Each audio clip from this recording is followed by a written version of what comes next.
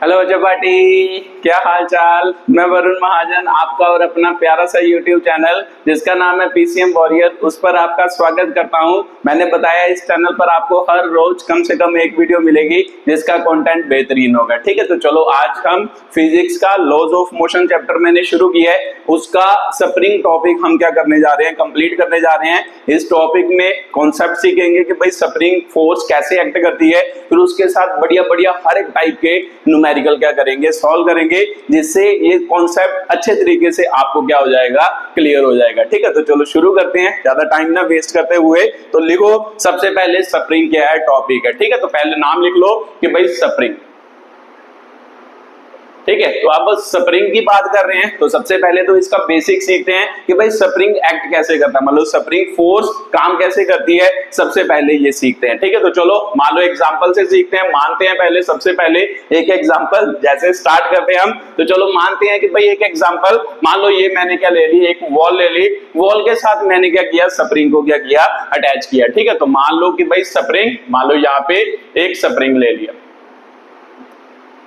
ठीक है, ठीक है, मान लो ये स्प्रिंग हो गया। तो ये स्प्रिंग की क्या है, मान लो एल नोट क्या है, नेचुरल लेंथ। तो नेचुरल लेंथ का मतलब क्या है सर, मान लो तो जब आप देखते हो ना, मान लो जब आप स्प्रिंग को पकड़ते हो, तो स्प्रिंग को पकड़ते हो ना, तो आप स्प्रिंग को खींचते हो ना, स्प्रिंग को आप कंप्रेस करते हो। जब आप सिंपल स्प्रिंग को पकड़ते हो तो जो मतलब उसकी एक्चुअल में लेंथ होती है उसे हम क्या कहते हैं, नेचुरल लेंथ ऑफ क्या कहते हैं, स्प्रिंग कहते हैं। तो मान लिया कि भाई अभी हमने स्प्रिंग पर कोई भी काम नहीं किया, स्प्रिंग को जस्ट पकड़ा, तो जब पकड़ा तो उसकी जो लेंथ होगी उसे हम क्या कहते हैं, नेचुरल क्या कहते हैं, लेंथ कहते हैं। तो जब नेचुरल लेंथ है तो मान लेते हैं कि यहां पर मान लो हमने कोई डिस्प्लेसमेंट नहीं की। डिस्प्लेसमेंट मतलब स्प्रिंग को ना तो हमने खींचा ना ही हमने कॉम्प्रेस किया, तो इसीलिए x की वैल्यू मैंने क्या मान ली, 0 मान ली। यहां पर स्प्रिंग मतलब अपनी नेचुरल लेंथ पे प्रेजेंट है, जितनी स्प्रिंग की वैल्यू है, मतलब स्प्रिंग की लेंथ है उतनी लेंथ पे वह क्या है, प्रेजेंट है। ठीक है, तो चलो अब हमने स्प्रिंग पर वर्क करना है, तो स्प्रिंग को वर्क कैसे करते हैं, तो सर हमें पता है स्प्रिंग को दो तरीके से काम में लिया जा सकता है,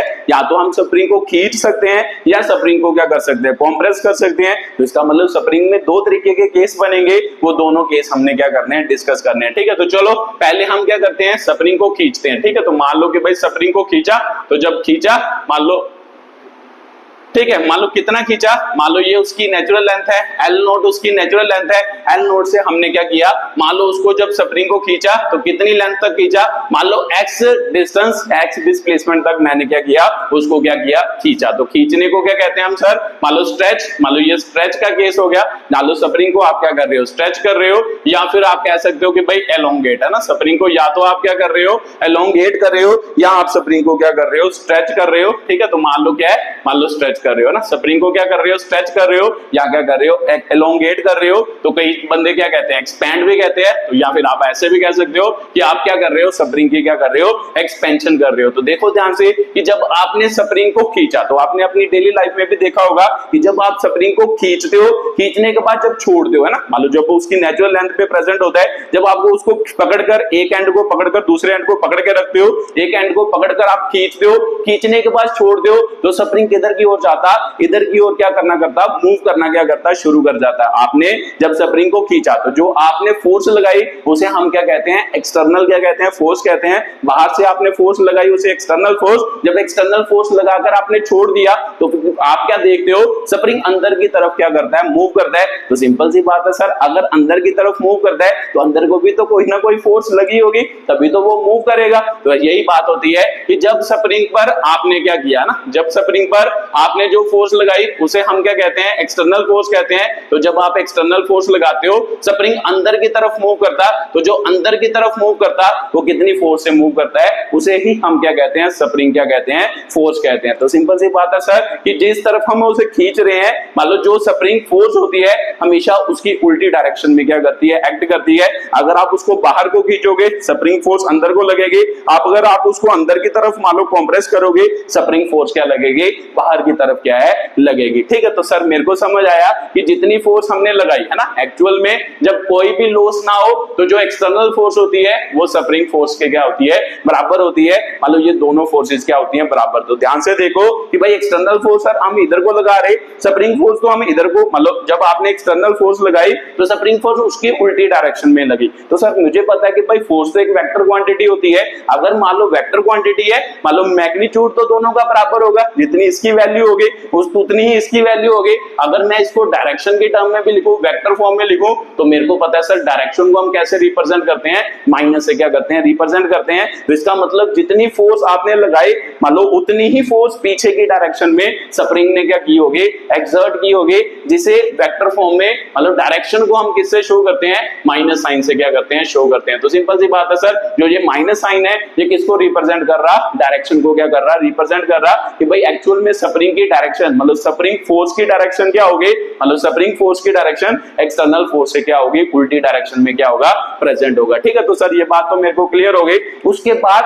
मतलब साइंटिस्ट आए जिनका नाम था हुक्स, उन्होंने क्या किया, मान लो इसको अच्छे तरीके से स्टडी किया। उन्होंने देखा कि भाई मान लो क्या, कैसे मान लो क्या है ये वर्क करता है। जब आप स्प्रिंग को खींचते हो, मान लो एक्चुअल में स्प्रिंग फोर्स किस फैक्टर पर डिपेंड करते हैं, उन्होंने क्या निकाला, पहले वो फैक्टर निकाला, उससे एक फॉर्मूला बनाया जिसे हम क्या कहते हैं, स्प्रिंग फोर्स का क्या कहते हैं, फॉर्मूला कहते हैं। तो सर वो वैसे मैंने आपको पिछली वीडियो में भी समझाया था, डेरिवेशन नहीं समझाई थी, अब उसको ड्राइव करते हैं। अब ध्यान से समझो, आपने कभी फील भी किया होगा जब आप स्प्रिंग को खींचते हो, अब जब आप थोड़ा खींचते हो तो ध्यान से देखते हो कि जब थोड़ा खींचते हो छोड़ते हो तो वो मतलब थोड़ी फोर्स से क्या आता है, पीछे की तरफ क्या करता है, मूव करता है। तो जब आप स्प्रिंग को ज्यादा खींचते हो तो आपने देखा होगा, महसूस किया होगा, वो ज्यादा फोर्स से क्या करता है, पीछे की तरफ क्या करता है, मूव करता है। तो सर ये बात तो हमने भी फील की है वैसे, हाँ मतलब यही मतलब हुक्स ने भी क्या की, मतलब जो साइंटिस्ट थे उन्होंने क्या की, फील की, उन्होंने महसूस किया कि भाई जब हम स्प्रिंग को ज्यादा खींचते हैं वो ज्यादा क्या कि भाई अंदर की तरफ मतलब ज्यादा तेजी से या ज्यादा फोर्स से अंदर की तरफ मूव करता है। तो जब हम उसे मतलब आराम से खींचते हैं या थोड़ी डिस्प्लेसमेंट देते हैं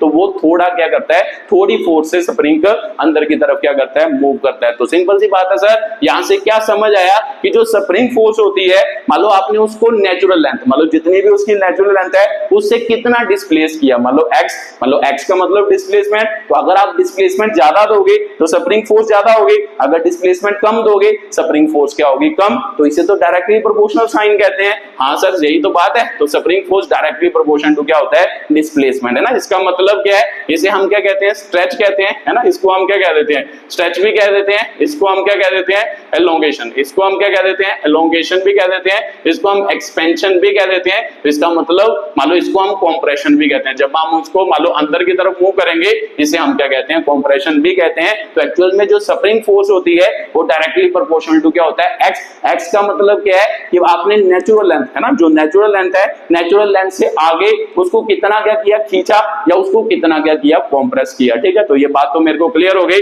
तो सर मेरे को पता है जब प्रोपोर्शनैलिटी साइन हटाते हैं तो कांस्टेंट लगता है, तो यहाँ पे भी कांस्टेंट लगता है, जिसे हम क्या कहते हैं, के, जिसे क्या कहा जाता है, स्प्रिंग क्या कहा जाता है, कांस्टेंट कहा जाता है। जिसे क्या कहा जाता है, स्प्रिंग कांस्टेंट कहा जाता है। तो एक्चुअल में ये स्प्रिंग कांस्टेंट डिसाइड करता है कि कौन मतलब कौन सा स्प्रिंग ज्यादा खींचेगा या कौन सा स्प्रिंग क्या करेगा, कम क्या करेगा, खींचेगा। तो आपने महसूस भी किया होगा। पहले तो इसकी बात कर लेते हैं अच्छे तरीके से। स्प्रिंग फोर्स K × X आ गया, तो सर मेरे को पता है कि ये तो उसका मैग्नीट्यूड वाइज लिखेंगे तो हम सीधा हमेशा ऐसे ही लिखेंगे, spring force is equal to KX। तो शायद आपने पढ़ा हो, कई बार आपको पढ़ाया जाता है कि भाई Fs किसके बराबर होता है, माइनस KX होता है। ये एक्चुअल में वेक्टर फॉर्म होती है, इसे हम क्या कहते हैं, वेक्टर फॉर्म। तो सर वेक्टर फॉर्म क्यों, क्योंकि देखो ध्यान से, डिस्प्लेसमेंट किधर को हुई, जिस तरफ आपने फोर्स लगाई उसी तरफ डिस्प्लेसमेंट हुई स्प्रिंग की। तो बट एक्चुअल में जो स्प्रिंग फोर्स की डायरेक्शन है वो किस तरफ है सर, स्प्रिंग फोर्स तो डिस्प्लेसमेंट के उल्टी डायरेक्शन में है। तो अभी तो मैंने समझाया कि जब भी वेक्टर की टर्म में बात करते हैं माइनस साइन हमेशा किसको शो करता है, डायरेक्शन को शो करता है। तो ये जो नेगेटिव साइन है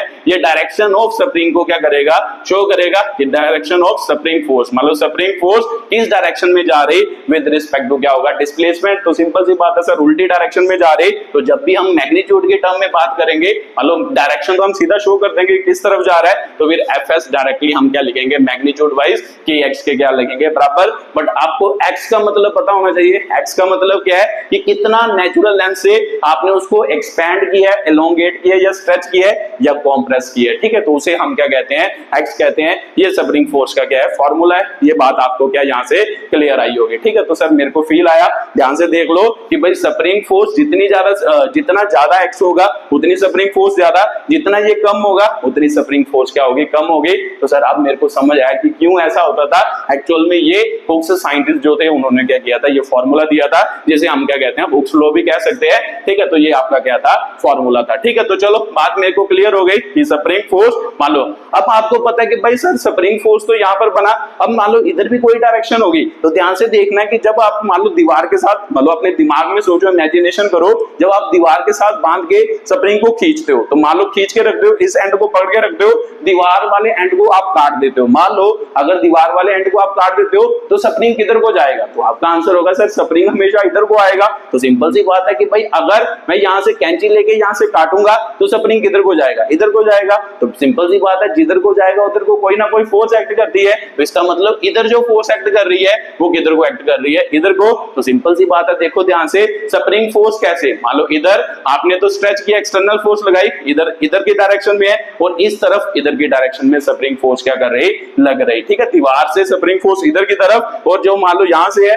यहाँ से स्प्रिंग फोर्स क्या है, इधर की तरफ। तो सर ये तो टेंशनल फोर्स जैसी फीलिंग दे रहा है। तो सर ये भी आंसर सही है कि टेंशनल फोर्स, अगर टेंशनल फोर्स ड्रॉ करो, मान लो यहाँ पर है ना, मान लो यहाँ पर, चलो मैं बॉक्स नहीं लगाता, मान लो सिंपल, चलो बॉक्स ही लगा देते हो। तो बॉक्स क्या करता था, है ना, बॉक्स का मास m, तो सर मेरे को पता है बॉक्स mg नीचे की तरफ लगाता था। जब हम टेंशनल फोर्स ड्रॉ करते थे यहाँ पर, तो दीवार से जब ड्रॉ करते थे, दीवार से क्या होता था, अवे द दीवार होता था, ये आपकी टेंशनल फोर्स की डायरेक्शन होती थी। तो ध्यान से देखो, इसको इसके साथ कंपेयर करो, जब आपने स्प्रिंग को खींचा, तो सिंपल सी बात है, ये एक्सटर्नल फोर्स जो हम लगा रहे हैं, मास लगा रहे हैं नीचे की तरफ, तो उसके उल्टे डायरेक्शन में थे। जब आप स्प्रिंग को इधर खींच रहे हो, स्प्रिंग फोर्स इधर को, तो जो ये क्या है, ये एक दीवार ही तो होती थी। मान लो कोई चीज होती थी जिसके साथ हम मान लो स्प्रिंग को क्या करते थे, फिक्स। मान लो ये दीवार है, तो ये दीवार से टेंशनल फोर्स किधर को जा रही, सर नीचे की तरफ, स्प्रिंग फोर्स भी नीचे की तरफ जा रही। ठीक है, तो सर मेरे को बात समझ आई। एक्चुअल में स्प्रिंग फोर्स की जो डायरेक्शन होती है, इसमें ये कौन सा केस पढ़ा हमने, स्ट्रेच या एलोंगेशन का केस पढ़ा है। स्ट्रेच और एलोंगेशन के केस में मान लो टेंशनल फोर्स की क्या होती है, बराबर। जैसे टेंशनल फोर्स की डायरेक्शन होती है,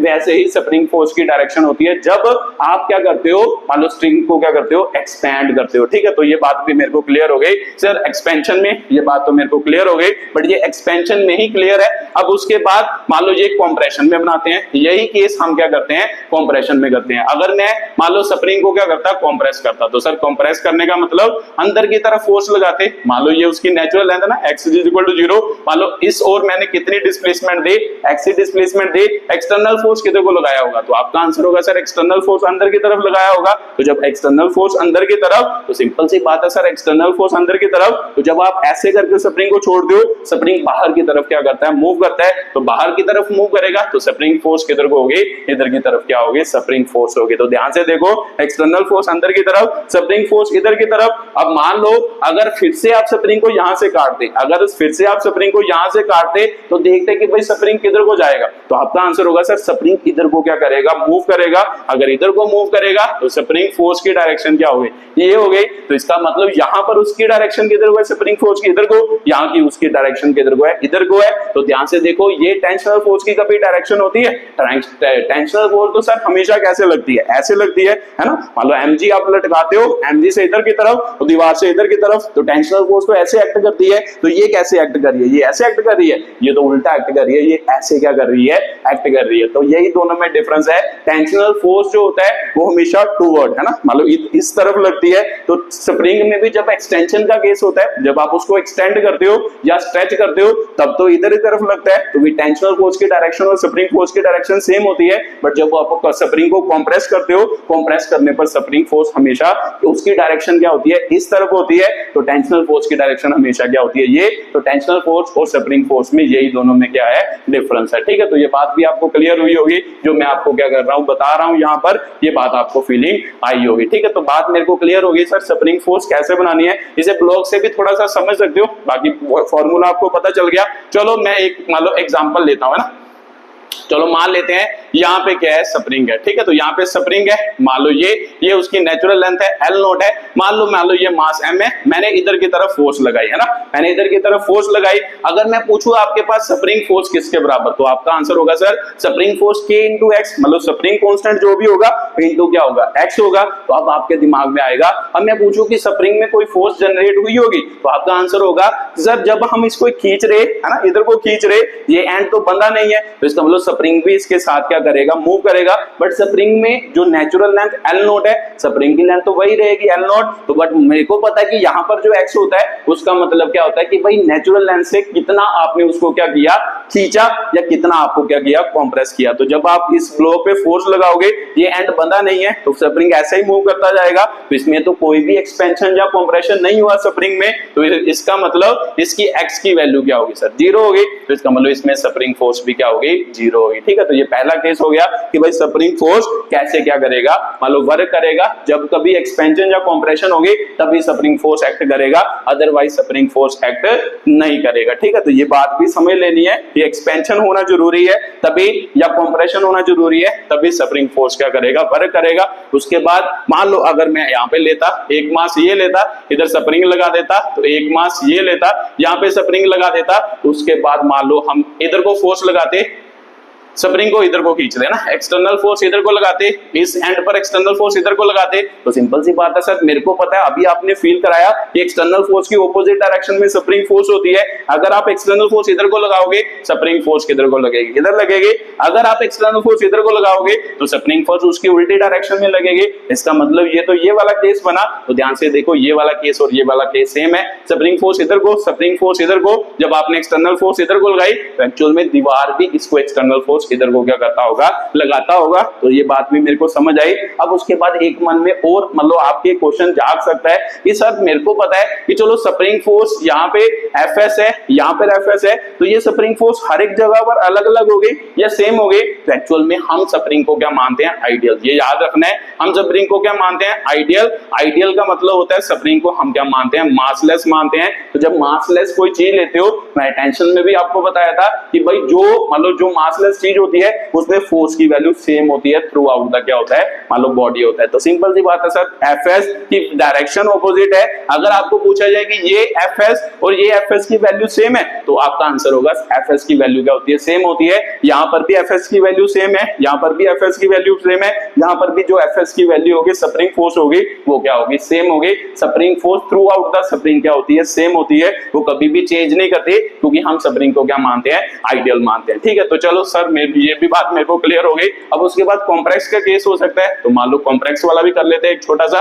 मान लो ये हो गया, ये हो गया ना, तो मान लो आपने इसको फोर्स, एक्सटर्नल फोर्स इधर को लगाई, मैं पूछूं एक्सटर्नल फोर्स इधर को लगाई, तो मैं पूछूं यहाँ पर स्प्रिंग फोर्स किधर को होगी, तो सर स्प्रिंग फोर्स इधर को होगी। आपने इधर को भी एक्सटर्नल फोर्स इधर को लगाई, तो मैं पूछूं कि स्प्रिंग फोर्स किधर को होगी, तो आपका आंसर होगा स्प्रिंग फोर्स इधर को होगी। तो बस आपको डायरेक्शन अच्छे तरीके से बनानी आनी चाहिए स्प्रिंग फोर्स की, अदरवाइज क्वेश्चन तो आसान ही होते हैं, क्वेश्चन इतने डिफिकल्ट नहीं होते, ठीक है। तो सर बात मेरे को समझ आ गई, स्प्रिंग फोर्स कैसे बनानी है, हमेशा एक्सटर्नल फोर्स से ऑपोजिट डायरेक्शन में बनानी है। जिस तरफ कोई फोर्स लग रही होगी उसकी उल्टी डायरेक्शन में क्या बनानी है, स्प्रिंग फोर्स बनानी है, ठीक है। तो ये भी मेरे को फील आ गया, स्प्रिंग फोर्स की मतलब value through out the spring क्या होती है, सेम होती है। ये भी सर मेरे को बात क्या आ गई, अच्छे तरीके से क्या आ गई, समझ आ गई, ठीक है। तो ये बातें आपको समझ होनी चाहिए। एक बात और होती है, मान लो टेंशन, मान लो स्ट्रिंग और स्प्रिंग में क्या फर्क होता है, एक फर्क ये भी होता है, ये भी ध्यान रखना है कि भाई जब आप स्ट्रिंग में बात करते थे ना, मान लो आप रस्सी लगाते थे, ये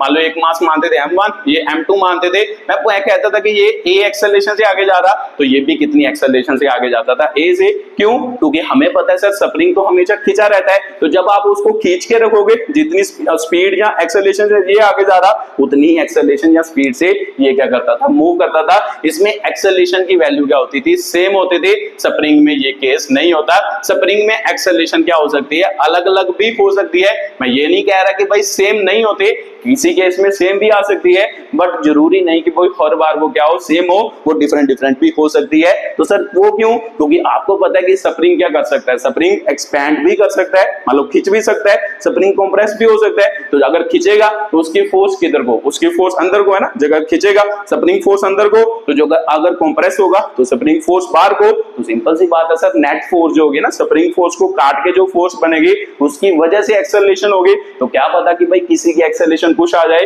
किसी की एक्सेलरेशन पुश आ जाए। तो ये डिफरेंस एक और होता है, एक्सेलरेशन सेम नहीं होते जब हम स्प्रिंग का क्या पढ़ते हैं, केस पढ़ते हैं। मतलब सेम नहीं होने का मतलब किसी केस में सेम भी आ सकती है, बट ये जरूरी नहीं कि हर बार क्या हो, सेम हो। क्योंकि स्ट्रिंग में सारी हर बार क्या होती थी, एक्सेलरेशन सेम होते थे, क्योंकि वो हमेशा क्या रहता है, खींचा हुआ रहता है। बट स्प्रिंग क्या कर सकता है, खींच भी सकता है, कंप्रेस भी हो सकता है। इसीलिए इसमें एक्सेलरेशन जरूरी नहीं कि भाई सेम हो, मतलब डिफरेंट डिफरेंट एक्सेलरेशन भी हो सकती है। ठीक है, तो सर बातें मेरे को क्लियर आ गई, स्प्रिंग की सारी बातें मेरे को समझ आ गई। तो चलो, अगर ये सारी बातें आपको क्लियर हैं, बस उसके बाद इसके न्यूमेरिकल करते हैं, फिर आपको बातें और क्या होंगी, क्लियर होंगी अच्छे तरीके से, अच्छे अच्छे क्वेश्चन करेंगे, फिर आपको सारी चीजें क्या आ जाएंगी, समझ आ जाएंगी। ठीक है, तो चलो शुरू करते हैं। अब आपको बातें क्लियर हो चुकी हैं, तो चलो जब मैं क्वेश्चन लिखूंगा आप खुद ट्राई करना, फिर मैं क्या कि भाई करके बताऊंगा वो वाला क्वेश्चन। ठीक है, तो जल्दी जल्दी लिखो क्वेश्चन। सबसे पहला फर्स्ट क्वेश्चन है, ठीक है। मान लो एक ब्लॉक दे दिया आपको, मान लो जिसको ए कह दिया, यहाँ पे एक स्प्रिंग लगा दिया, इसको हमने क्या कह दिया, बी। इसकी लेंथ कितनी है, 2 मीटर क्या है, लेंथ है, नेचुरल लेंथ है। मान लो यहाँ पे आपको क्वेश्चन पूछा, फर्स्ट क्वेश्चन,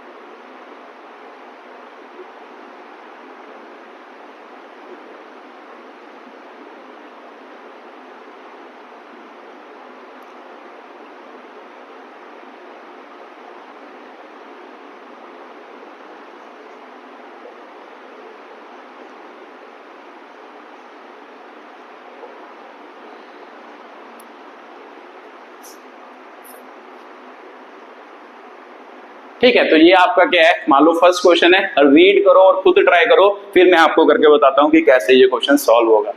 चलो, आपने कोशिश की होगी, देखते हैं कि भाई क्या है। पहले पढ़ो क्वेश्चन क्या कहता है। कहता है कि भाई एक आपको सिस्टम दी है, तो जब मान लो कि भाई आपको स्प्रिंग दी है, आपने हमेशा, अगर आपको कॉम्प्रेस या एक्सटेंशन वाला केस नहीं दिया, तो आपने मान के चलना है कि भाई वो किस पर है, नेचुरल लेंथ पे प्रेजेंट है। तो सिंपल सी बात है, नेचुरल लेंथ उसकी कितनी दे दी है, 2 दे दी है, 2 मीटर उसकी नेचुरल लेंथ दे दी है। अब उसके बाद पढ़ो, ए इज केप्ट कांस्टेंट, कांस्टेंट ना लिखो, ए इज केप्ट एट रेस्ट, है ना। मान लो ए जो है वो रेस्ट पे है, and B is move toward the क्या होगा, राइट, मूव्ड 1 मीटर, है ना। मूव्ड क्या हो गया, 1 मीटर टुवर्ड क्या हो गया, राइट हो गया। तो उन्होंने क्या कहा है कि भाई ए मतलब स्टेशनरी है, जहां पर है वहां पर ही है, और बी को कितना मूव किया गया, इधर की तरफ 1 मीटर क्या किया गया, मूव किया गया। तो सिंपल सी बात है सर, बी 1 मीटर इधर को जाएगा, तो मेरे को पता है कि भाई इधर एक्सटर्नल फोर्स लगेगी तभी इधर को जाएगा। तो स्प्रिंग फोर्स एक्सटर्नल फोर्स से हमेशा क्या होती है, ऑपोजिट होती है। तो यहाँ पे स्प्रिंग फोर्स किधर को लगती होगी, अंदर की तरफ क्या है, स्प्रिंग फोर्स लगती होगी। तो उन्होंने पूछा है कि भाई find spring force in each case. तो स्प्रिंग फोर्स क्या होता है, Fs is equal to K into क्या होता है, x होता है। माइनस साइन नहीं लगा रहा क्योंकि वो डायरेक्शन को शो करता है। तो डायरेक्शन तो आपको पता ही है, एक्सटर्नल फोर्स इधर होगी, तो डायरेक्शन किधर होगी, पीछे की तरफ होगी। ठीक है, तो ये पता ही है सर। उसके बाद Fs, K की वैल्यू हमें क्या दी है, 200 दी है, तो यहाँ पर 200 हो गया। तो डिस्प्लेसमेंट कितनी हुई, 1 हुई है ना। डिस्प्लेसमेंट मतलब x का मतलब आपको क्लियर है, इसका मतलब होता है कि कितना आपने उसको एक्सपैंड किया, कितना आपने उसको एक्सपेंड किया या एलोंगेट किया। तो सिंपल सी बात है, ये तो उसकी नेचुरल लेंथ है, आपने कितना उसको मूव किया, 1 मीटर क्या किया, मूव। तो फिर x का मतलब 1 होता है। तो सर Fs स्प्रिंग फोर्स कितनी हो गई, 200 क्या हो गई, स्प्रिंग क्या हो गई, फोर्स हो गई। ठीक है, तो पहले केस की फोर्स 200 हो गई। अब दूसरा केस पढ़ते हैं, दूसरा क्या है, दूसरे में भी स्प्रिंग फोर्स निकालनी है। तो फोर्स का फॉर्मूला तो सेम ही है, K इंटू एक्स। अब केस पढ़ते हैं कि भाई क्या लिखा है, B is kept at rest, इसका मतलब B को क्या मान लिया, रेस्ट पे मान लिया, है ना। B रेस्ट पे है, आगे बढ़ो, B is kept rest and A is moved 1 metre toward क्या होगा, लेफ्ट होगा। तो A को 1 मीटर हमने क्या मूव किया, लेफ्ट की तरफ मूव किया।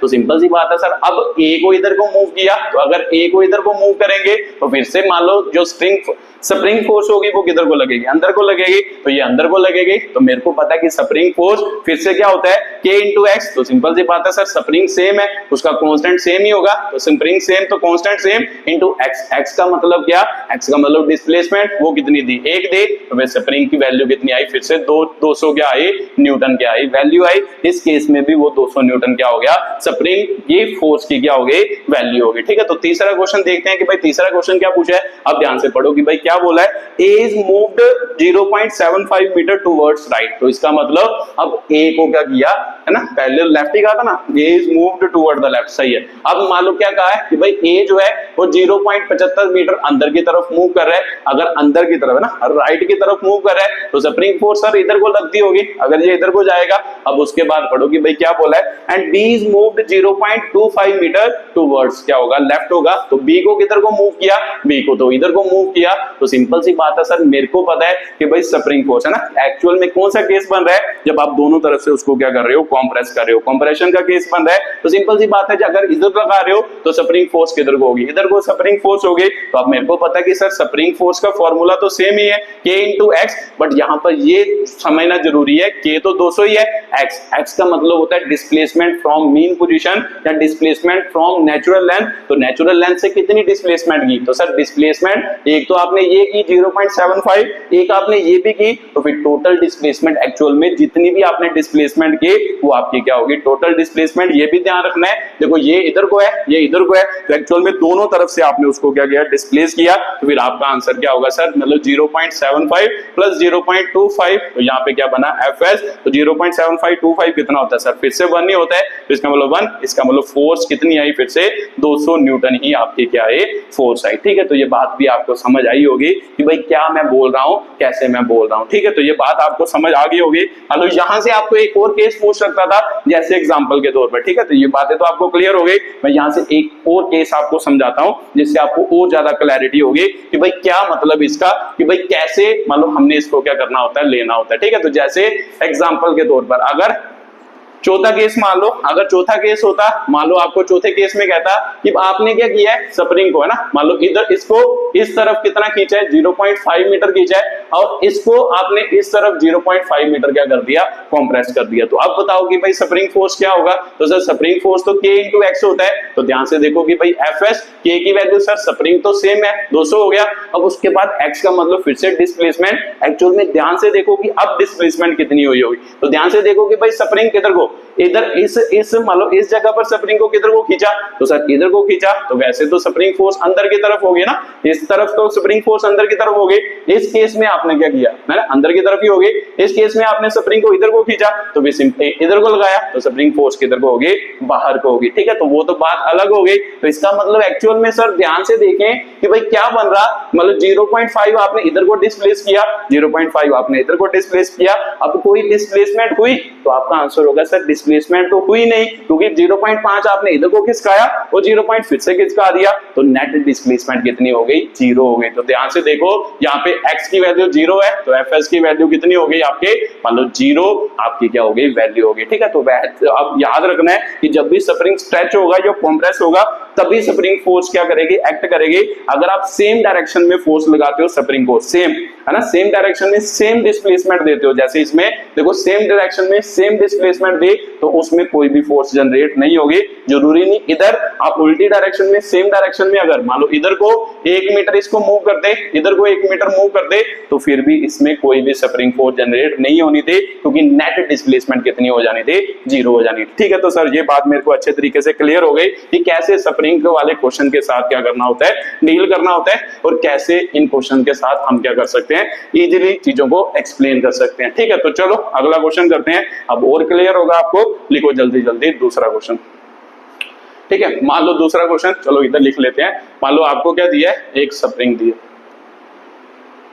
ठीक है, ये उसका मान लो मास दिया है, 2 मास दिया आपको, मान लो यहाँ पे दिया। ठीक है, मान लो 0.25 मीटर उसकी ये वैल्यू दी है। उसके बाद मान लो दूसरा केस दे दिया, 2 किलोग्राम का मास है, ठीक है। तो ये आपको कितना दे दिया, 0.30 मीटर आपको ये दी थी, ठीक है। तो नेचुरल लेंथ जो है स्प्रिंग की, नेचुरल लेंथ आपको कितनी दी है, 0.25 मीटर ही दी है।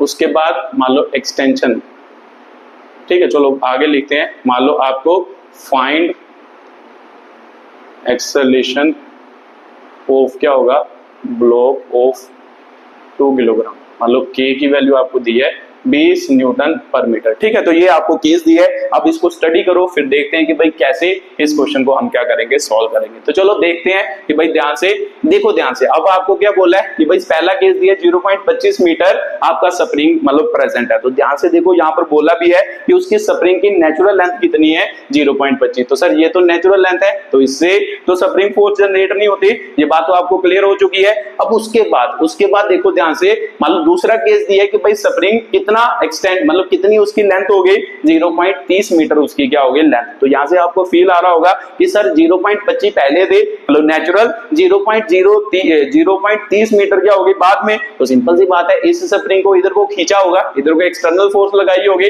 तो इसका मतलब एक्सटर्नल फोर्स इधर को लगाई होगी। तो सिंपल सी बात है सर, एक्सटर्नल फोर्स लगाई और डिस्प्लेसमेंट कितनी हुई, हमें तो नेट डिस्प्लेसमेंट चाहिए, नेचुरल लेंथ होना चाहिए। तो ध्यान से देखे कि भाई डिस्प्लेसमेंट कितनी हुई, तो आप बोल सकते हो कि सर मेरे को पता है कि भाई नेचुरल लेंथ 0.25 मीटर है और 0.30 मीटर उसके बाद में लेंथ होगी जब उसने खींचा, तो इन दोनों का डिफरेंस ही तो होगा जितनी डिस्प्लेसमेंट हुई होगी। तो 0.30 माइनस कितना हो गया, 0.25। तो इसका मतलब x की वैल्यू कितनी हो गई, 0.05 मीटर क्या हो गई वैल्यू हो गई। या फिर ऐसे भी समझ सकते हो, ये आपकी L नोट की वैल्यू थी, ये L नोट प्लस x की वैल्यू थी, ये एक्चुअल में किसकी वैल्यू थी, L नोट प्लस x। तो ऐसे भी बोल सकते हो L नोट प्लस x जो होगा वो किसके बराबर होगा, ये इसके बराबर होगा 0.23। तो सिंपल सी बात है सर, L नोट की वैल्यू कितनी है, 0.25 plus x is equal to 0.23 और x की value 0.23 minus 0.25, x is equal to कितना हो गया, 0.05 हो गया, ठीक है। तो ये आपका क्या है, मान लो क्वेश्चन है। उसके बाद find the acceleration of block of 2 kilogram when it is, ऐसे लिख लो, it is released। मान लो जब इसको क्या किया गया, छोड़ा गया, ठीक है। मान लो एक्सटर्नल फोर्स लगा के इसको क्या कर दिया गया, रिलीज कर दिया गया। रिलीज मान लो यहाँ पे इसको छोड़ दिया गया, मान लो रिलीज कर दिया। तो मेरे को पता है सर, जब आपने एक्सटर्नल फोर्स इधर को लगाई होगी तो स्प्रिंग फोर्स किधर को एक्ट की होगी, अंदर की तरफ एक्ट की होगी। तो वो क्या पूछ रहे हैं कि भाई जब आपने इसको रिलीज किया, रिलीज मतलब छोड़ दिया, तो बताओ कि इस वक्त मतलब जब आपने रिलीज किया तब इसकी एक्सेलरेशन कितनी होगी। तो सिंपल सी बात है सर, मेरे को पता है अगर स्प्रिंग फोर्स है ना, स्प्रिंग फोर्स इधर को है तो एक्सेलरेशन भी इधर को होगी, ये बात तो मेरे को क्लियर है। तो सिंपल सी बात है, स्प्रिंग फोर्स की वजह से ही ये बात तो क्लियर हो रही है आपके दिमाग में कि जब स्प्रिंग फोर्स की वजह से ही इसकी क्या हो रही है, एक्सेलरेशन। और कोई फोर्स इस पर एक्ट कर रही है, तो आपके दिमाग में होगा सर और तो कोई फोर्स एक्ट नहीं कर रही, सिर्फ स्प्रिंग ही एक फोर्स लगा रहा जो इसको क्या कर रहा, एक्सेलरेट कर रहा अंदर की तरफ। तो सिंपल सी बात है, पहले तो स्प्रिंग फोर्स निकालते हैं। तो स्प्रिंग फोर्स क्या होता है, kx। तो spring force is equal to k, constant की वैल्यू दी है सर 20 दी है, 20 इंटू कितना हो गया, 0.05 हो गया।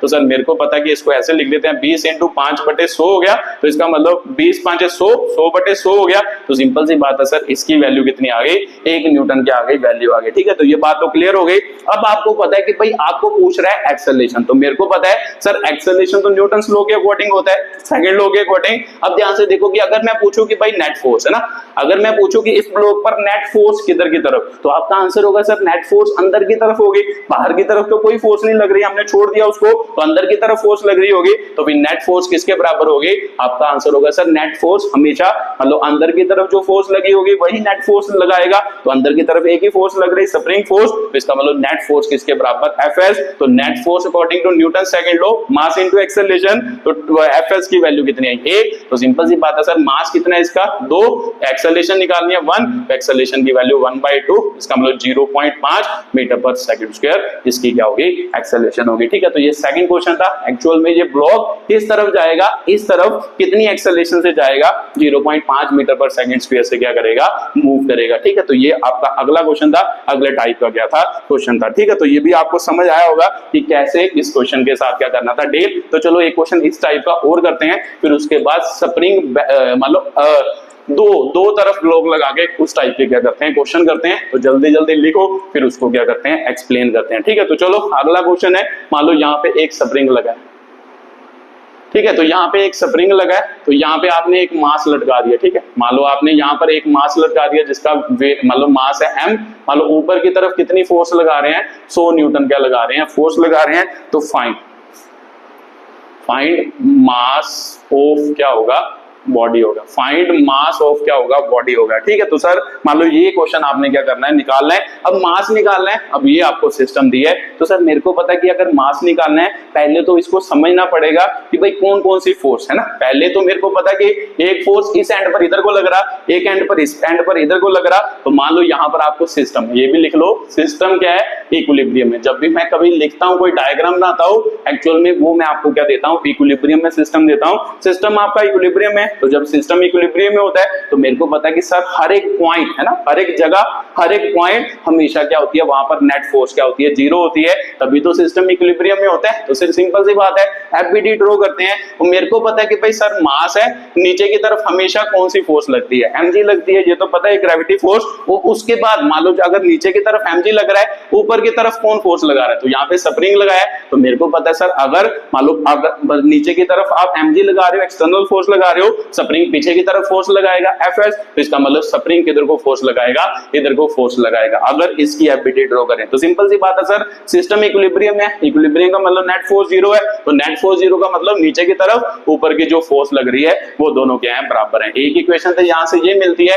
अब दूसरा ध्यान से देखो, अब दूसरे एंड पे आ जाओ। अब दूसरे एंड पे आओगे तो मान लो यहाँ पे एक पॉइंट मान लेते हैं, है ना, यहाँ पे एक पॉइंट मान लेते हैं। तो मेरे को पता है कि सर अगर मैंने पीछे भी आपको समझाया था कि जब अगर सिस्टम इक्विलिब्रियम में हो तो इक्विलिब्रियम पे क्या होता है, मतलब हर एक पॉइंट जो होता है वो इक्विलिब्रियम में क्या होता है, प्रेजेंट। तो सर पूरा सिस्टम इक्विलिब्रियम में है, तो ये पॉइंट भी इक्विलिब्रियम में होगा, इस पे भी नेट फोर्स जीरो। तो इस पे नेट फोर्स जीरो मतलब इसकी एफबीडी बनाओ, ऊपर की तरफ कितनी फोर्स, 100 न्यूटन, तो नीचे की तरफ कौन फोर्स लगा रहा है, इस पर भी नीचे की तरफ स्प्रिंग फोर्स लगा रहा है Fs। तो सिंपल सी बात है सर, अगर ये इक्विलिब्रियम है, ये वाली फोर्स इसके बराबर होगी, Fs की वैल्यू कितनी होगी, 100 न्यूटन होगी, ठीक है। तो ये भी बात मेरे को क्लियर हो गई। तो ध्यान से देखो कि भाई Fs की वैल्यू mg के बराबर भी है, Fs की वैल्यू 100 न्यूटन भी है, तो कर दो यहाँ पे। तो सर Fs की जगह पर हम क्या रख सकते हैं, 100 रख सकते हैं। तो मास इंटू क्या हो गया, ग्रेविटी, ग्रेविटी तो मान लो 10 मानते हैं, तो 100 बटे कितना हो गया, 10, तो यहाँ पे कितना आ गया, 10 किलोग्राम आपका क्या आ गया, मास आ गया, ठीक है। तो ये आपका अगला क्वेश्चन था। अगले क्वेश्चन की क्या थी, एक्सप्लेनेशन कि कितना मास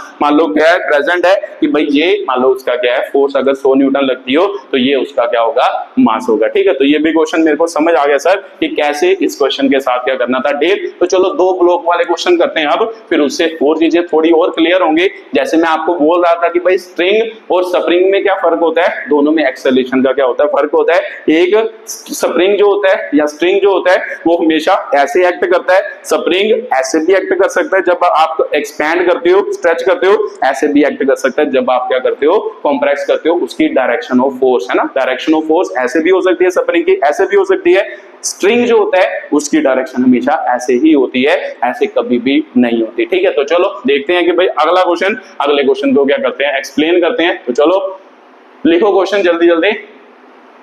मान लो एक मास आपको दिया है 3 किलोग्राम, इधर की तरफ बीच में क्या दिया है, स्प्रिंग दी है, ठीक है।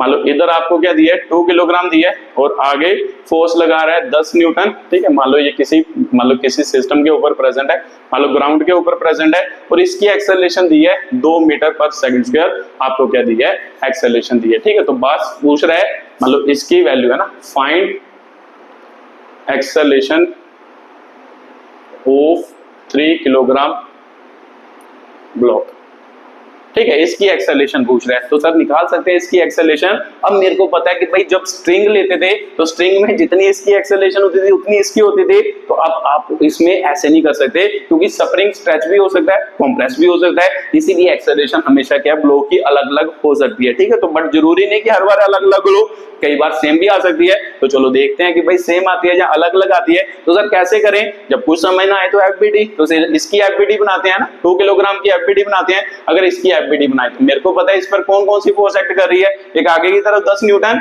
एक पीछे की तरफ सर Fs क्या कर रही है, एक्ट कर रही है। तो लिखो, मेरे को पता है कि ये ब्लॉक किधर को जा रहा, तो सिंपल सी बात है सर, मेरे को पता है अगर Fs इधर होगा तो स्प्रिंग फोर्स है ना, इधर स्प्रिंग फोर्स किधर को होगी, इधर को होगी। तो इस पर अगर नेट फोर्स निकालें तो मेरे को पता है sir, according to Newton second law, net force force किधर को, मेरे को पता कि नेट फोर्स ये सब किधर को जा रहा, मास आगे की तरफ जा रहा। अगर आगे की तरफ जाता होगा तो मैंने पीछे भी आपको समझाया, आगे वाली फोर्स बड़ी होती है, पीछे वाली छोटी होती है, तभी कोई ऑब्जेक्ट आगे की तरफ जाता है। तो नेट फोर्स कैसे लिखते थे, आगे वाली इसमें से पीछे वाली माइनस कर दो, इसका मतलब 10 माइनस क्या हो जाएगा, एफएस हो जाएगा। तो सर नेट फोर्स तो हम लिख ही सकते हैं मास इंटू एक्सेलरेशन, तो mass into acceleration 10 minus FS, तो मास भी आपको पता है, एक्सेलरेशन भी आपको पता है, 2 है ना, 2 इंटू कितना हो गया, 2 is equal to 10 minus FS. तो सर एफएस की वैल्यू इधर आ गई है ना, तो ये इधर आया, 10 माइनस कितना हो गया 4। तो इसका मतलब स्प्रिंग फोर्स उस पर कितनी एक्ट करती होगी, 6 न्यूटन क्या करती होगी, स्प्रिंग फोर्स एक्ट करती होगी। ठीक है, तो ये आपकी क्या हो गई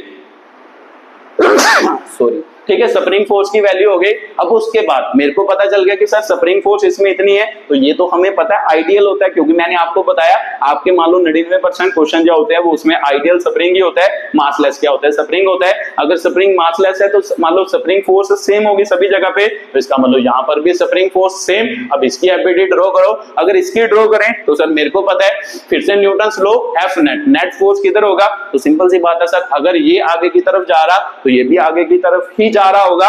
क्यों, अब आपके मन में आ सकता है सर, आप बोल रहे हो कि भाई ये कंप्रेस भी हो सकता है, मान लो एक्सटेंस भी हो सकता है। तो आपको अगर कुछ नहीं दिया है ना, मान लो अगर आपको सिंपल ये सिस्टम दे दिया है, तो आपने वो मानना है कि भाई एक्चुअल में ये अपनी नेचुरल लेंथ पे प्रेजेंट था। अगर आपकी नेचुरल लेंथ पे प्रेजेंट है तो जब आपको इसको इधर को खींच रहे हो तो सिंपल सी बात है, इसमें क्या हो रहा है, एक्सपेंशन ही हो रहा है ना, इसमें क्या हो रहा है, एक्सपेंशन। तो जब एक्सपेंशन हो रहा होगा तो सिंपल सी बात है सिस्टम किधर को जा रहा होगा, आगे की तरफ क्या कर रहा होगा, मूव कर रहा होगा। ठीक है, तो सारा सिस्टम किधर को मूव कर रहा होगा, आगे की तरफ। कैसे ऑब्जर्व करेंगे, देखो ध्यान से, मतलब जब आप एक्सपेंशन करते हैं तो स्प्रिंग फोर्स किधर को, इधर की तरफ होगी, इधर को इधर की तरफ होगी। अब ध्यान से देखो, मतलब ये स्प्रिंग जो है ये पीछे की तरफ, इस पर कोई फोर्स लग रही, तो आपका आंसर होगा पीछे की तरफ तो कोई नहीं लग रही। तो इसका मतलब एक्चुअल में ये ब्लॉक भी मतलब इसकी वजह से आगे की तरफ क्या कर रहा होगा, मूव कर रहा होगा। ठीक है, तो लिख लेते हैं सर नेट फोर्स। तो नेट फोर्स क्या होता है, आगे वाली में से पीछे वाली माइनस करनी है, क्यों, क्योंकि इसका मोशन किधर को हो रहा है, आगे की तरफ हो रहा है। तो सिंपल सी बात है, आगे की तरफ फोर्स कौन सी है सर, एफएस है।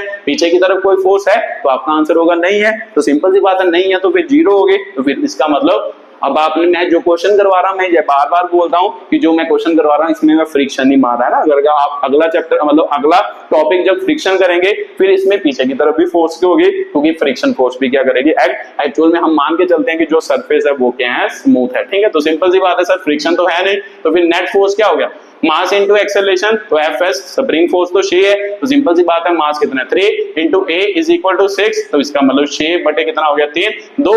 इसका मतलब इसकी एक्सेलरेशन भी क्या आ गई, सेम आ गई। ठीक है, तो मतलब जितनी इसकी एक्सेलरेशन है उतनी इसकी एक्सेलरेशन आ गई। बट ये जरूरी नहीं कि हर बार एक्सेलरेशन क्या हो, सेम हो, एक्सेलरेशन डिफरेंट भी हो सकती है। ठीक है, तो चलो इसमें मतलब बाय चांस, मान लो बाय गॉड एक्सेलरेशन क्या आ गई, सेम आ गई सिस्टम की। बट जरूरी नहीं कि स्प्रिंग में हमेशा एक्सेलरेशन सेम हो, अलग अलग भी चीजों की हो सकती हैं। तो चलो अगला क्वेश्चन करते हैं, फिर आपको और फीलिंग आएगी कि क्या मैं बोल रहा हूं, कैसे मैं बोल रहा हूं। चलो अगला क्वेश्चन करो। ठीक है, तो चलो एक बनाते हैं सिस्टम, फिर आप खुद ट्राई करना, फिर मेरा सोल्यूशन देखना कि भाई क्या मतलब कैसे एक क्वेश्चन क्या होगा, सॉल्व होगा। ठीक है, मान लो 4 किलोग्राम का मास है, इस पर हमने एक स्प्रिंग लगा दिया इधर की तरफ, ये भी 4 किलोग्राम का मास है। मान लो अब आपको एक्सेलरेशन किसकी दे दी, इसकी दे दी 2 मीटर पर सेकंड स्क्वायर, इसकी एक्सेलरेशन दे दी। मान लो इस पर फोर्स किधर को लगा रहे हैं, एफ लगा रहे हैं आगे की तरफ। तो चलो मान लो फाइंड, है ना, यहाँ पे क्या होगा, find acceleration of second block, है ना, सेकंड ब्लॉक के एक्सेलरेशन क्या करो, फाइंड करो। अब ट्राई करो, मान लो वीडियो को पॉज करो और खुद ट्राई करो, फिर मैं करके बताता हूं कि कैसे इसकी एक्सेलरेशन क्या करेंगे, फाइंड करेंगे। ठीक है, चलो आपने कोशिश की होगी, तो सर फिर से एफबीडी ड्रॉ करते हैं। अब ध्यान से देखो कि भाई एफबीडी सबसे पहले देखो फोर्स आगे की तरफ लग रही है, अगर आगे की तरफ लग रही है तो स्प्रिंग फोर्स पीछे की तरफ बैलेंस करती होगी इसको। अगर स्प्रिंग फोर्स इधर है तो इधर स्प्रिंग फोर्स हमेशा किधर को होती है, इधर को होती है। तो सिंपल सी बात है सर, स्प्रिंग फोर्स की बात हो गई। अब मान लो एफबीडी बनाते हैं, तो पहले इसकी बना लेते हैं, तो इसकी एफबीडी बनाए। तो चलो फोर्स की वैल्यू भी लिख लो, 10 न्यूटन आपको क्या दी है, फोर्स दी है। ठीक है, तो फिर आपका क्वेश्चन थोड़ा आसान हो जाएगा, अदरवाइज सिंपल एफ की टर्म में आएगा, अदरवाइज वैल्यू के टर्म में आएगा। ठीक है, तो चलो सर लिखते हैं net force is equal to क्या होता है, जब स्प्रिंग मान लो एक्सटर्नल फोर्स आगे की तरफ है, स्प्रिंग आगे को जा रहा, आगे वाली में से पीछे वाली माइनस करनी है फोर्स, आगे 10 है पीछे कौन सी है सर, मान लो स्प्रिंग फोर्स है Fs हो गया, तो यहाँ पे क्या आएगा मास इंटू क्या आएगा, इसकी एक्सेलरेशन a मान लेते हैं ना, मास इंटू मास तो दिया है सर 4 इंटू क्या हो गया a, 10 माइनस क्या हो गया Fs हो गया, तो सर यहां से तो निकल नहीं सकता कुछ भी, तो इसको इक्वेशन क्या ले लो 1 ले लो, इसकी एक्सेलरेशन ही फाइंड करनी है, अगर इसकी एक्सेलरेशन फाइंड करनी है तो स्प्रिंग फोर्स चाहिए, तो अब स्प्रिंग फोर्स कहां से निकलेगी, मेरे को पता है जितनी यहाँ पे स्प्रिंग फोर्स उतनी यहाँ पे, तो यहाँ से निकल तो सकती है, तो अब इसकी एफबीडी बनाओ है ना, इसकी एफबीडी बनाओ, तो यहाँ से बनाते हैं सर, मेरे को पता है net force is equal to क्या होगा, मान लो नेट किधर जा रहा है, ये भी सिस्टम किधर को जा रहा, आगे की तरफ जा रहा, तो आगे वाली फोर्स बड़ी होगी, आगे वाली में से पीछे वाली माइनस कर दो, तो सर पीछे तो कोई फोर्स नहीं है, तो इसका मतलब नेट फोर्स किसके बराबर, Fs के बराबर। अब नेट फोर्स लिखो मास इंटू एक्सेलरेशन है ना, मास इंटू क्या होगा एक्सेलरेशन इंटू Fs, तो सर मास कितना है 4, एक्सेलरेशन कितनी है 2, तो स्प्रिंग फोर्स कितनी हो गई सर 8 न्यूटन क्या हो गई स्प्रिंग फोर्स हो गई, अगर 8 न्यूटन स्प्रिंग फोर्स है यहाँ पर भरो, अब यहाँ पे भरोगे है ना, यहाँ पे स्प्रिंग फोर्स, तो 4 into a is equal to 10 minus कितना हो गया सर 8, तो sir 4a is equal to कितना बचा, 2 बचा ना, 2 ही बचा, 10 में से 8 गया, तो ध्यान से देख लो सही है ना, 2 बचा, तो sir acceleration is equal to कितना हो गया 2/4, और एक्सेलरेशन की वैल्यू कितनी आई 1/2, और 1/2 का मतलब 0.5 मीटर पर सेकंड स्क्वायर आपकी क्या निकली एक्सेलरेशन निकली। ठीक है, तो ये आपकी एक्चुअल में क्या निकली एक्सेलरेशन, जो नई एक्सेलरेशन है ये उसकी क्या है आपकी वैल्यू है। ठीक है, तो अब आपको समझ आया होगा, ध्यान से देखो, यहाँ पर एक्सेलरेशन 2 मीटर पर सेकंड स्क्वायर थे, यहाँ पर एक्सेलरेशन जो बन रही है 0.5 मीटर पर सेकंड स्क्वायर उसकी क्या बन रही है एक्सेलरेशन, दोनों की एक्सेलरेशन डिफरेंट आई, तो ये याद रखना है, स्प्रिंग में एक्सेलरेशन अलग अलग हो सकती है, बट स्प्रिंग में एक्सेलरेशन क्या होती थी सेम, एक मेजर डिफरेंस दोनों में ये है। ठीक है, तो चलो ये भी बात आपको क्लियर हो गई, अब उसके बाद अगले क्वेश्चन को क्या करते हैं एक्सप्लेन करते हैं। तो चलो अगले टाइप का क्वेश्चन जिसमें स्प्रिंग बैलेंस वाले क्वेश्चन आते हैं, कई बार आपको स्प्रिंग बैलेंस वाले क्वेश्चन भी पूछे जाते हैं ठीक है पेपर में। अब स्प्रिंग बैलेंस समझते हैं कि भाई स्प्रिंग बैलेंस कैसे वर्क करता है, अब उसकी क्या करते हैं एक्सप्लेनेशन करते हैं। तो देखो ध्यान से, जब भी स्प्रिंग बैलेंस वाला क्वेश्चन होगा उसमें कई बार क्या होता है रस्सी है ना, आपको रस्सी दी होगी, यहाँ पे मान लो स्प्रिंग बैलेंस होगा ऐसे, मान लो यहाँ पे उसकी हुक दी होगी, ठीक है, तो यहाँ पे फिर से एक रस्सी क्या दी होगी, तो मान लो रस्सी के साथ उन्होंने कितना वेट लटका दिया, मान लो 10 किलोग्राम का क्या लटका दिया, मास लटका दिया। ठीक है, तो आपको क्वेश्चन पूछा जाएगा find the reading of spring balance. ठीक है, तो सबसे पहले स्प्रिंग बैलेंस की मान लो आपने रीडिंग निकालनी है, रीडिंग निकालने के लिए सबसे पहले हम स्प्रिंग फोर्स की क्या निकालते हैं वैल्यू निकालते हैं कि एक्चुअल में स्प्रिंग फोर्स कितनी होगी, वो वाली वैल्यू क्या करते हैं फाइंड करते हैं, फिर उसके बाद स्प्रिंग बैलेंस की रीडिंग निकलेगी। तो चलो स्टार्ट करते हैं। मान लो ये आपका स्प्रिंग बैलेंस है ना, इसे हम क्या कहते हैं स्प्रिंग बैलेंस। एक्चुअल में स्प्रिंग बैलेंस में क्या किया गया, दोनों तरफ क्या लगाई गई, रस्सी लगाई गई। तो सर मेरे को पता है कि भाई जब रस्सी हो तो मेरे को पता है एफबीडी बनाते हैं ना, चलो ये इसको नीचे लिख लेते हैं ना, आपको पता चल गया है क्या करना है, स्प्रिंग बैलेंस की रीडिंग क्या करनी है फाइंड करनी है कि कितनी रीडिंग ये रीड करता होगा। तो सिंपल सी बात है सर, इस पर कौन कौन सी फोर्स नीचे की तरफ कौन सी लगती है, mg लगती है, तो mg मतलब 10 इंटू जी है ना, 10 इंटू क्या हो गया g हो गया, इसकी फोर्स हो गई। ऊपर की तरफ यहाँ पे क्या लगेगा टेंशन फोर्स, तो यहाँ पे लिख लेते हैं कि भाई मेरे को पता है ना, अगर मतलब फिर से ये सिस्टम किसमें है इक्विलिब्रियम में, ये सिस्टम किसमें है इक्विलिब्रियम में। अगर सिस्टम इक्विलिब्रियम में हो तो मेरे को पता है सर नेट फोर्स 0, ये वाली फोर्स किसके बराबर होगी, इसके बराबर होगी। तो यहाँ पे लिख लो T इज इक्वल टू क्या होगा, मान लो mg लिख लो पहले, ठीक है mg लिख लो, 10g बाद में लिखेंगे, ठीक है। तो ये एक इक्वेशन हो गई। अब उसके बाद मेरे को पता है कि सर अगर टेंशन फोर्स इधर को है तो यहाँ पर टेंशन फोर्स किधर को होगी। मान लो जब भी कभी किसी मान लो वॉल के साथ या किसी हुक के साथ लगा होता है, जब मान लो रस्सी लगी होती है तो टेंशन फोर्स नीचे की तरफ, यही तो डायरेक्शन होती है टेंशन फोर्स की, तो सर यही होती है। अब ध्यान से देखो कि ये सारा सिस्टम इक्विलिब्रियम है, तो सर ये भी पॉइंट इक्विलिब्रियम में होगा। अब इस पॉइंट की एफबीडी ड्रॉ करते हैं। अब मेरे को पता है कि इसको नीचे की तरफ टेंशन फोर्स खींच रही, तो सिंपल सी बात है स्प्रिंग क्या हो रहा होगा, स्ट्रेच हो रहा होगा। अगर खींच रही है तो स्प्रिंग स्ट्रेच हो रहा होगा, तो जब स्प्रिंग स्ट्रेच होता है तो स्प्रिंग फोर्स किधर को एक्ट करती है सर, ऊपर की तरफ। इसका मतलब इसमें स्प्रिंग फोर्स क्या लगती होगी ऊपर की तरफ, वो किसके बराबर होगी, इस पॉइंट पर नेट फोर्स 0 है तो ये दोनों फोर्स भी बराबर होगी। तो सिंपल सी बात है सर, इस फोर्स पर मतलब सॉरी एफएस मतलब स्प्रिंग फोर्स ऊपर की तरफ, टेंशनल फोर्स नीचे की तरफ, तो इसका मतलब टेंशनल फोर्स जो है वो एक्चुअल में किसके बराबर होगी, स्प्रिंग फोर्स के बराबर होगी अकॉर्डिंग टू इक्विलिब्रियम कंडीशन। तो ध्यान से देखो, अगर आप दोनों को कंपेयर करो तो देखो टी बराबर है, तो सिंपल सी बात है स्प्रिंग फोर्स किसके बराबर, टी के बराबर, इज इक्वल टू क्या हो गया, mg हो गया। तो ध्यान से देखो कि भाई एक्चुअल में स्प्रिंग फोर्स नथिंग बट, जब भी कभी किसी मतलब रस्सी में आपको क्या दिया जाएगा, स्प्रिंग दिया जाएगा, अगर रस्सी में आपको स्प्रिंग दिया गया है तो इसका मतलब आपने याद रखना है कि एक्चुअल में रस्सी में जो टेंशनल फोर्स होगी वही स्प्रिंग फोर्स की क्या होगी, वैल्यू होगी। क्या बोल रहे हो सर, एक बार फिर ध्यान से समझ लो, याद रखना है ये बात। जब भी कभी आपको रस्सी में स्प्रिंग बैलेंस दिया हो, मैंने प्रूफ करके बता दिया आपको कि जब भी स्प्रिंग बैलेंस दिया हो, स्प्रिंग बैलेंस में जो भी स्प्रिंग की मतलब फोर्स होगी, स्प्रिंग फोर्स किसके बराबर होगी, जो रस्सी में टेंशनल फोर्स है, रस्सी की टेंशनल फोर्स के क्या होगी, बराबर होगी। ठीक है, तो सर बात मेरे को समझ आ गई कि टेंशनल फोर्स के बराबर होगी स्प्रिंग फोर्स, तो ये बात मेरे को क्लियर होगी। तो अब याद रखना है, जब भी स्प्रिंग वाला क्वेश्चन आएगा, रस्सी के साथ लगा होगा, तो स्प्रिंग को मैं मान लो सिंपल स्प्रिंग बैलेंस को मैं क्या मान लूंगा, रस्सी मान लूंगा, तो जो रस्सी में टेंशनल फोर्स होगी वही स्प्रिंग फोर्स की क्या होगी, वैल्यू होगी। ठीक है, तो बात मेरे को क्लियर हो गई। अब रुक जाओ, अब चीजें और क्लियर करनी है। ठीक है, तो चलो यहां से क्लियर करते हैं। अब आपको ये तो पता चल गया कि भाई spring force is equal to किसके बराबर, mg। तो मास आपको दिया कितना 10, तो g की वैल्यू आपको पता है वो भी 10, इसका मतलब स्प्रिंग फोर्स कितनी हो गई, 100 न्यूटन क्या हो गई, स्प्रिंग फोर्स हो गई। ठीक है, तो ये बात तो क्लियर हो गई। तो सर जो स्प्रिंग बैलेंस होता है वो यही फोर्स को मेजर करता है या कुछ और मेजर करता है, तो अब आपके दिमाग में ये क्वेश्चन होगा, हाँ ये क्वेश्चन सही है। अब उसके बाद स्प्रिंग मतलब जो बैलेंस होता है वो एक्चुअल में इस फोर्स को मेजर नहीं करता, मतलब न्यूटन में फोर्स को मेजर नहीं करता, वो किलोग्राम वेट में इस फोर्स को क्या करता है, मेजर करता है। तो एक्चुअल में ये लिख लो, ये भी याद रखना है, स्प्रिंग बैलेंस जो होता है वो एक्चुअल में रीडिंग जो रीडिंग देता है, मान लो कई बुक्स में किलोग्राम वेट लिखा रहता है, ये रीडिंग जो किलोग्राम वेट में देता है, कई बुक में लिखा रहता है कि भाई वो किलोग्राम में क्या देता है, रीडिंग देता है। तो आपने याद रखना है ये दोनों बातें, मतलब जब आप ये निकालोगे इसका आंसर और इसका आंसर क्या आएगा, सेम ही आएगा। तो मतलब एक्चुअल में मतलब ये बात सही है कि एक्चुअल में जो स्प्रिंग बैलेंस होता है वो रीडिंग किसमें देता है, किलोग्राम वेट में। तो सर वो किलोग्राम वेट आप कैसे निकाले,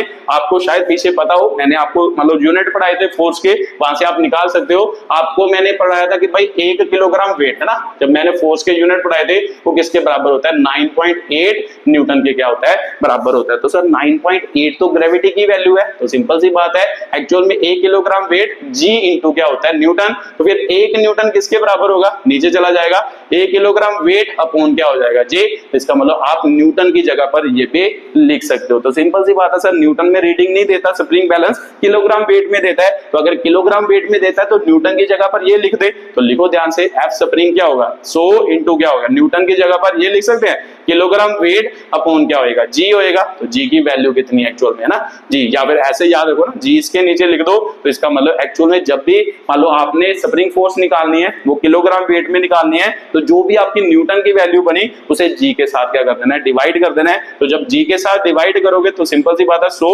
g की वैल्यू कितनी होती है सर, 10 होती है किलोग्राम वेट। तो इसका मतलब F सब यहाँ पे लिख लो, ये स्प्रिंग रीडिंग है ना, ये स्प्रिंग फोर्स नहीं है, ये स्प्रिंग क्या है, रीडिंग है। तो जो स्प्रिंग रीडिंग आ गई वो कितनी आ गई आपके, यहाँ पे लिख लो स्प्रिंग रीडिंग। तो जो स्प्रिंग रीडिंग आ गई वो कितनी आ गई आपके, 10 किलोग्राम क्या आ गई, वेट। तो एक्चुअल में जो स्प्रिंग रीडिंग है वो 10 किलोग्राम वेट आ गई। कई बुक में 10 किलोग्राम वेट लिखा जाता है, कई बुक में सिंपल 10 किलोग्राम लिखा जाता है। ठीक है, तो अगर आप मान लो IIT या मतलब जेई या मान लो क्या नीट की तैयारी कर रहे हो, तो आपने याद रखना है कि भाई एक्चुअल में जो भी आपका न्यूटन में आंसर आएगा उसको 10 के साथ डिवाइड करना है। 10 के साथ अगर आपकी ऑप्शन में किलोग्राम वेट लिखा हो तो किलोग्राम वेट टिक कर देना है, अगर आपके ऑप्शन में किलोग्राम लिखा हो तो किलोग्राम को क्या कर देना है, टिक कर देना है। दोनों में से एक ऑप्शन ही क्या होगी, सही होगी, मतलब दोनों में से एक ऑप्शन ही आपको क्या होगी, गिवन होगी। ठीक है, तो चलो आपने ये याद रखना है कि जब भी आपने स्प्रिंग बैलेंस की रीडिंग निकालनी है, न्यूटन को g के साथ क्या करना है, डिवाइड, न्यूटन फोर्स को g के साथ डिवाइड करोगे, वो आपकी क्या आ जाएगी, स्प्रिंग बैलेंस की क्या आ जाएगी, रीडिंग आ जाएगी। ठीक है, तो सर बात मेरे को क्लियर हो गई, ये बात आपने फील की होगी, तो इसको याद रखना है। ठीक है, तो चलो मान लो ये क्वेश्चन और करते हैं, फिर आपको और क्लैरिटी होगी कि भाई कैसे मान लो ये चीज को क्या करना है, हमने सॉल्व करना है।